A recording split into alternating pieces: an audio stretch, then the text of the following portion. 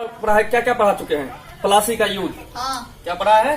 पलासी का युद्ध। पलासी का युद्ध। पहले युद्ध देख लो। तो पलासी का युद्ध कब हुआ? 23 जून 1757। उसके बाद बक्सर। कल क्या पढ़ा है? बक्सर का युद्ध। बक्सर का युद्ध कब हुआ? बक्सर का युद्ध 22 अक्टूबर 1764। अब देखो, अगर ये पलासी का युद्ध नहीं होता तो बक्सर का युद्ध नहीं होता। हाँ? और बक्सर का युद्ध नहीं होता तो इलाहाबाद का संधि नहीं होता।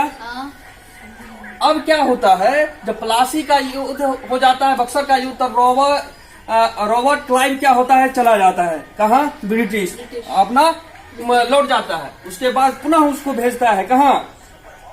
भारत। किस लिए? तो इलाहाबाद के संधि के लिए। तो इलाहाबाद संधि में जैसे कि तुमको बक्सर में बार बार पढ़ाए हैं कि अवध।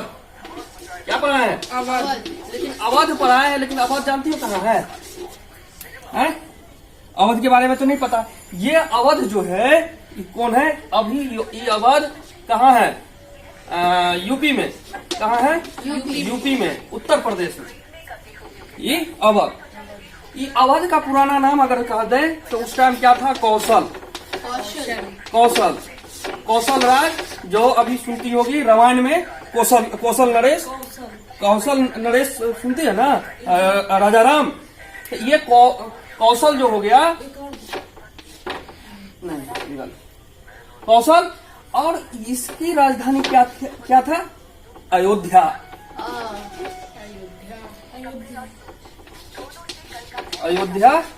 अयोध्या। इसी अयोध्या के नाम से निकल गया क्या? अवध। इसी से अवध निकला। इसी अवध से अवध की राजधानी क्या हो गया? अयोध्या हो गया। ठीक है, ठीक, अयोध्या हो गया। अवध के बारे में तो आपको कोई प्रॉब्लम नहीं है। अब लेके चलते हैं कि अब तो बक्सर का युद्ध 22 अक्टूबर 1764। जाओ अब इसको। अब इलाहाबाद का जो प्रथम जो संधि होता है, प्रथम लिखो यहाँ इलाहाबाद। इलाहाबाद लिखो, और प्रथम संधि और द्वितीय संधि। यहाँ लिखो मुगल, यहाँ मुगल लिखो, और यहाँ क्या? अवध लिखो। अवध लिखेगी ना? अवध लिखो। ये दोनों में क्या संधि होता है? मुगल को जो है, मुगल शाह आलम द्वितीय। कौन बताए थे ना कल? शाह आलम कौन था? शाह आलम द्वितीय। शाह आलम द्वितीय जो है, शाह आलम को क्या करता है, जब कौन? रॉबर्ट क्लाइव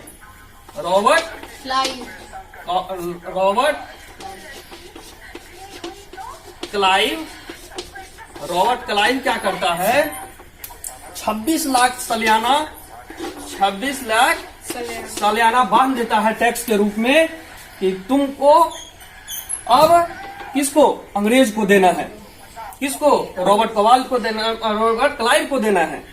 ठीक, तो 26 लाख क्यों? तो उसके अवध में इसको क्या मिलता है मुगल साम्राज्य को? तो 3 देखो, कौन? बंगाल मिला, बंगाल, बिहार, बक्सर का युद्ध हुआ था ना, बिहार, और क्या मिला? उड़ीसा। और क्या करता है? इस अवध से छीन के क्या करता है? करा और मानिकपुर छीन के किसको दे देता है?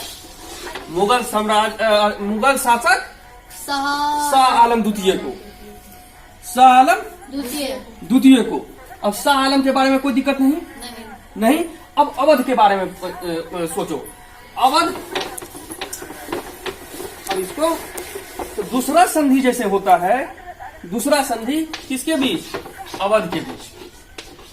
अवध जो है, ये बेचारा तो बार बार हारा। इससे और क्या छीन लेता है पता है? कौन? बनारस। बनारस। बनारस, बनारस, बनारस छीन लेता है, ठीक है। और यहाँ किसको, बलवंत सिंह, बलवंत सिंह को सौंप देता है। बलवंत सिंह को पीछे हम बताएंगे, चम्मच था ये, चम्मच किसका? ब्रिटिश हुकूमत की चम्मच कौन था? बलवंत सिंह। बलवंत सिंह। इसको छीन के कौन दे देता है? अवध से छीन के, अवध से छीन के किसको मिल जाता है? बलवंत सिंह को। हाँ, ये बनारस हुआ और गाजीपुर भी,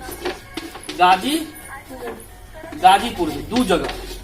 इस सारा कहाँ का है? यूपी का जगह है।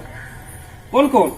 बनारस और गाजीपुर। बलवंत सिंह को कौन अवध से छीन के दे देता है? अंग्रेज। अब अंग्रेज मिल गया।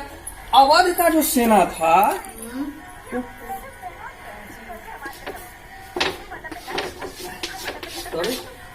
गाजीपुर, तो अवध का जो सेना था, ठीक ना, उसको ही क्या किया, अवध जब अपना सैनिक खुद का रखेगा तो अंग्रेज को शक हो गया कि अगर ये अपना अगर सैनिक रखेगा तो बाय न केस कहीं हम पे आक्रमण न कर दे।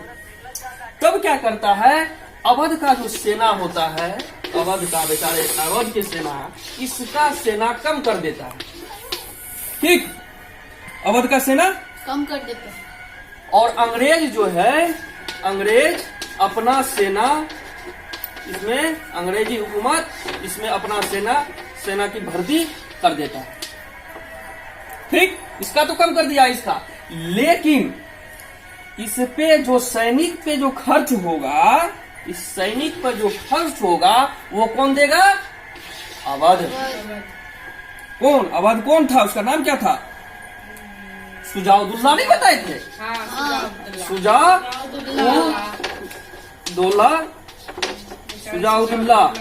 ये बेचारा अकेला, इसको तो मेन मकसद क्या था, ये अवध को बर्बाद कर दो, सुजाउद्दौला को बर्बाद कर दो, यही सिर्फ अंग्रेज का काम था। ये तो बर्बाद हो ही गया था। अब तो देखो, जब इसके शरण में, अंग्रेज के शरण में ये आ गया, अंग्रेज के शरण में आ गया तो किसी को भी बना सकता था राजा, किसी को भी। लेकिन अंग्रेज बहुत दिमाग वाला था। क्या होता था, अवध पे बार बार किसका आक्रमण हो जाता था? मराठा का आक्रमण हो जाता था। मराठा बाद में पढ़ाएंगे। मराठा के आक्रमण के वजह से, मराठा के आक्रमण के वजह से डर से क्या करता है, बेचारा छोड़ देता है इस जगह को। 7 बज गया बेचारा। हाँ, ये अवध के मराठा के डर से क्या करता है, कहा कि इस पे तो बार बार आक्रमण करता ही है, कौन झेल ले। अंग्रेज समझा काहे का झेल लेंगे, छोड़ दो, उसी को राजा रहने दो, हमको सिर्फ अब तो टैक्स। हाँ, यहां से क्या हुआ, और इसको और क्या भार दे दिया, जो अंग्रेज का अवध में जो कंपनी जो लगाएगा, ईस्ट इंडिया कंपनी, उस पे इसको अवध को टैक्स नहीं देगा। देख लो क्या बचेगा अवध के पास, जो कंपनी है वो भी टैक्स नहीं देगा। उसके बाद जो इसके पास बनारस गाजीपुर वो भी छीन लिया। उसके बाद उसको उधर कारा और मानिकपुर भी छीन के किसको, शाह आलम द्वितीय को दे दिया। तो अब तो बेचारा अवध ये अकेला बच गया, इसका बुरा स्थिति कर दिया ये। अब देखो क्या होता है, तो उस टाइम क्या करता है, किस टाइम, उस टाइम जिस के इलाहाबाद की संधि में, और बंगाल का उस समय कौन नवाब रहता है, कठपुतली कल बताए थे ना, कौन, निजामुद्दौला बताए थे ना। हाँ, नजमुद्दौला, हाँ, नौजमो संयुक्त है, नजमुद्दौला ये कठपुतली था, ठीक। किसके किसके बीच अब ये संधि होता है,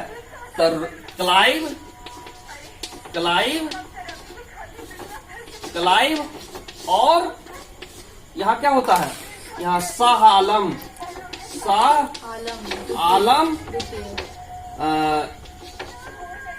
हो गया, आलम द्वितीय। कब होता है, तो पहला जब संधि होता है इलाहाबाद का, तब होता है कब, 12 अगस्त 1765 को। किसके किसके बीच? क्लाइव और शाह आलम द्वितीय के बीच। और सेकेंड संधि अगर तुमको बताएगा तो 4 दिन बाद ये सेकेंड संधि हुआ था, 16 अगस्त को। कब? 16 अगस्त 1765। किसके किसके बीच? शुजाउद्दौला और क्लाइव के बीच। शुजाउद्दौला और क्लाइव लिखो, क्लाइव के बीच हुआ था। संधि में होता क्या है? संधि के बारे में तो बताए नहीं, संधि जो हुआ क्या क्या ले लिया नहीं देखी। अच्छा, हाँ, शुजाउद्दौला मिल गया, इससे ही संधि कर लिया। अब क्या होता है? तो हाँ, उस समय कौन था? संधि तो हो गया, लेकिन बंगाल का उस समय कठपुतली कौन था? निजामुद्दौला। इससे क्या करता है? इस सबसे तो संधि करता है। सिग्नेचर किसका रहता है? ब्रिटिश का। सिग्नेचर यही करता है, उस समय नवाब तो यही था ना। हाँ। बस ये सिग्नेचर करता है, तो कठपुतली था, जहाँ कहता वहीं पर स्टाम्प लेके तैयार रहता था। ठीक, अब कोई प्रॉब्लम नहीं।